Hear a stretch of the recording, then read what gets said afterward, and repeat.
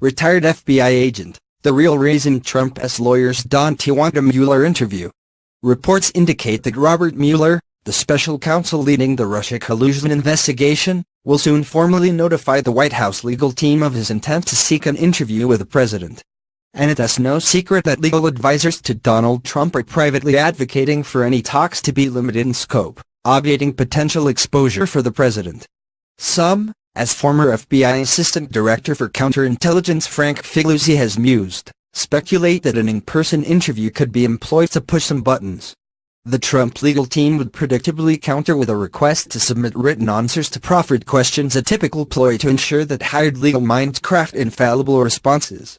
But if the president is innocent of collusion with the Russians to influence the 2016 election, as he has repeatedly and demonstratively proclaimed, why should an interview be of any concern? From the perspective of an experienced FBI investigator, someone familiar with these legal processes and chess-like maneuverings, I think Trump's attorneys are acutely aware of this. And Mueller's team has much to gain from the interview. If it is proven that Trump lies to the FBI or lies under oath, he can be criminally charged. He may also inadvertently provide additional leads to the investigative team, or assist the prosecution in shoring up potential weak portions of their case.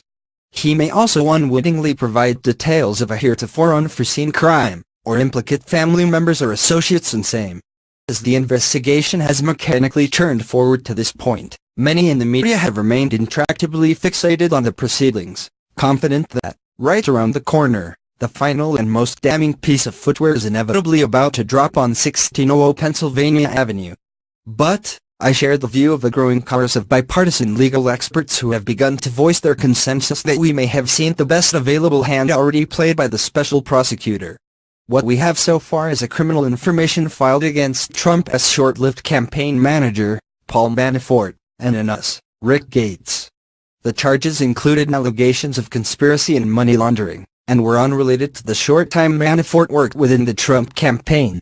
Then there were the guilty pleas of one-time National Security Advisor Michael Flynn and peripheral campaign consultant, George Papadopoulos. Both pled guilty to lying to the FBI. So, for those keeping score, no guilty pleas to an underlying scheme. That is critically important. Manafort and Gates may be shady businessmen and guilty of a slew of loathsome white-collar criminal activities. But from what we know now, none of it was related to the president. Flynn and Papadopoulos only pled guilty to lying to FBI agents, not to an actual crime itself. If there was collusion, I believe that Mueller would have had two of Trump's highest-level inner circle folks, Manafort and Flynn, plead guilty to something with more exposure. To what end would the special prosecutor plead out those closest to the president to unrelated crimes and process crimes, criminal conduct related to the investigation of a crime, which makes someone considerably less appealing to use as a witness down the road? Trial judges will then instruct juries that they may question the credibility of witness testimony from anyone who has already pled guilty to lying. Speculation that Manafort and Papadopoulos are cooperating with the investigation may be accurate.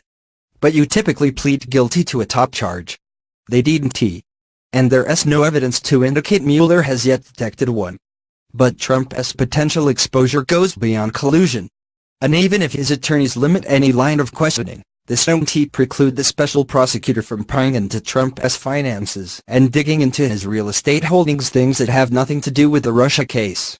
Could it be conceivable that after Trump meets with a special prosecutor team, he may ultimately be charged with some form of obstruction of justice as broadly defined as that statute can be, or maybe even a violation of tax laws related to business dealings from a bygone era?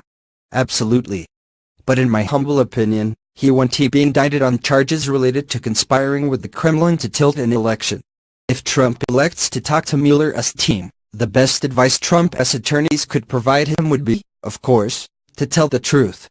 And then, he should demand to be treated in the exact same irregular manner as was Hillary Clinton during the 2015 to 2016 investigation into her private server by the